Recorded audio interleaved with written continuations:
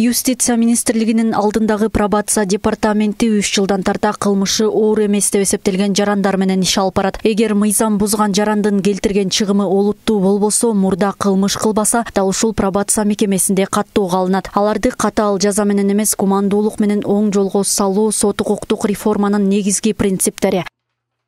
Бул Ысык көл райондук пробация органына келген себебибиз ошо квартал сайын текшерүүлөрдү жүргүзүп турабыз.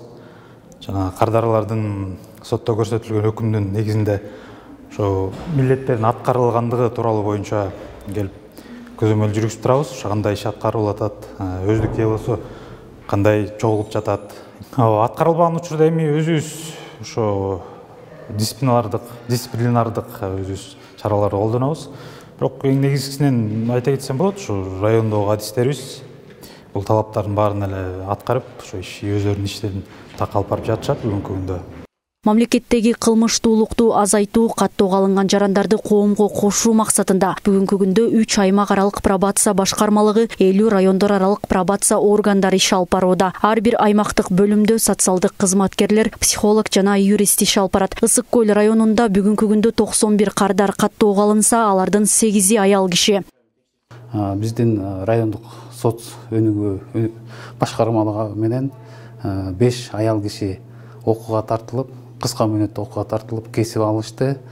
Андан сырткары 4 кардарыбызга, баягы көп балалуу болгон кардарларыбызга, балдарына пособие чектелип берилди.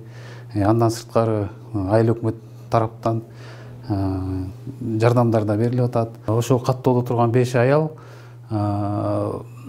жанагы тырмак жасалгылоо боюнча кесип алышты. Ал кесип негизи берилген сертификаты ал айтып атышат эл аралык стандартта деп атышат.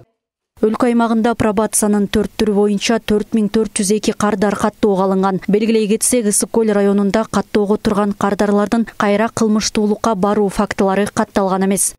Айнура Достукбекова, Нурлан Чойбеков, Сергей Мишенко, Ысык көл жаңылыктары.